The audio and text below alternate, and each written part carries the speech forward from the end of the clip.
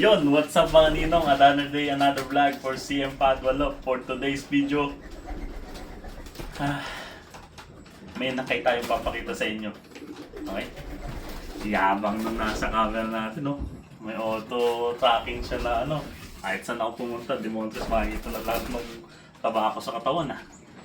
Ayun, papakita natin yung inakay na isa na hindi natin naisama doon sa video na isa pang yung last upload natin. Bali, ngayon papakita ko sa inyo mga ninong. Maganda na itsura niya. Hindi, maganda naman itsura niya pero mas lalo pang gumanda. So, stay tuned mga ninong. So, yun na nga mga ninong. Ayan nung ating lop. At papasok tayo. Galit na tong mga ating alaga.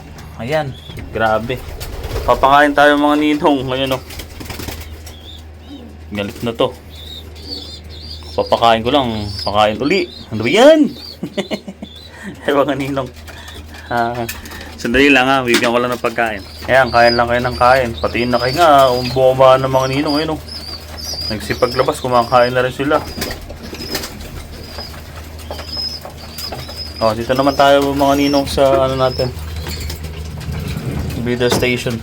Ayan, mga ninong. Bibili din akong pagkain. Station lang kayo sandali ha. So ito nga mga ninong yung ating kaganapan sa ano, sa breeder cage. Bali ang may inakay na lang natin ay yung kila Emilia tsaka kay Hakari. Yung Force 911 natin tsaka yung Go Ahead Breeze. Yun na lang. Tapos yung mga inakay na to, ito yung mga ipapadala sa Big Andy at saka doon sa Inland Empire. Ayan, yung apat. Ayan sila yan. May itlog to pero wala mga ninong ano eh. Si Emilia, ayan si Bachera at saka si ano, Albedo. Walang ining si Emilia yan. Tapos ito hinihintay ko lang mga itlog. Yun din. Saka yung kay Sweet 16 at saka kay Kaiju wala. Tinanggal ko din. Tapos itong kay Hanabi at saka kay Gojo, hinihintay ko na lang din mga itlog. Kung hindi siya mga itlog, ipapares ko ulit si OG14 at kay Hanabi para makapakuha tayo ng double inbreed na Wolverine. Tapos si Jassy nag-iisa doon. Ilalagay ko na ngayon si United. Tatry ko nang ilagay. So yun lang yung mga ninong yung ating latest update dito sa ano, sa lock natin sa breeder cage, sa breeder station. Yan. At naglilinis muna tayo ng mga poultry nila. Alright mga ninong, ipapakita ko sa inyo yung bago nating inakay na galing dito. Bagong hango. Okay mga ninong.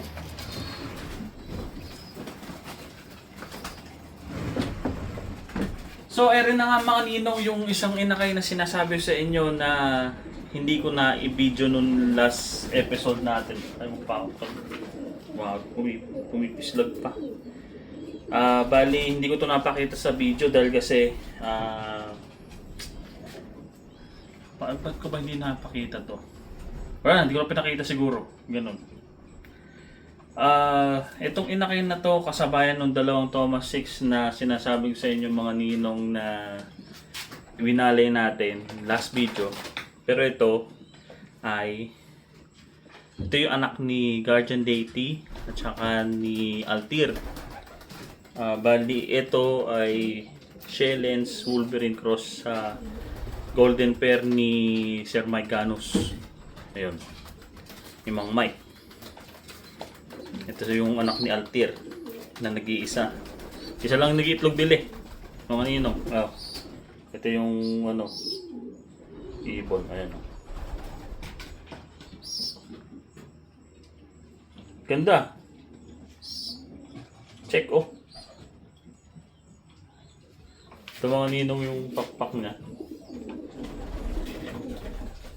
Ano? Gumagalaw yung ating nakatutok sa mukha ko eh. Yung mga ninong, yung pakpak. Haba ng pakpak nito mga ninong. Buntot. Yan yung mga ninong, ang ganda ng buntot. Tapos yung katawan, nito mga ninong.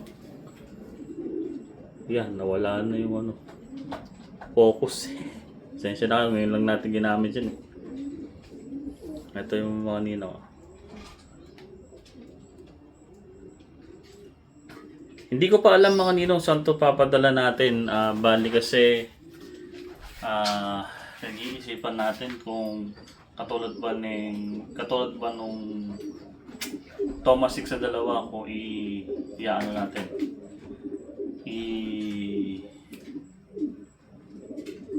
Ipapadala sa Pilipinas or kung may bibili or kung meron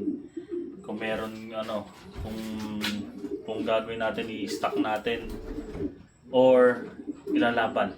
Sa ngayon wala pa akong maisip dahil kasi kumpleto na ako doon sa late hatch na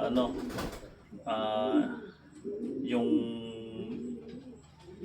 ano ba yung isa, yung Big Andy at saka yung I8 hatch something yun. So bali kompleto na tayo doon. Wala na tayong kailangan na baguhin sa lineup na yun. Ito siguro kung it's either na siguro idagdag ko siya sa Big Andy natin. O or hahanap tayo ng gustong partner. Tingnan natin kung usapin natin yung ibang mga kapartner natin kung gusto pa nilang makisosyo sa alam niyo na, sa Birch P tsaka sa Activation.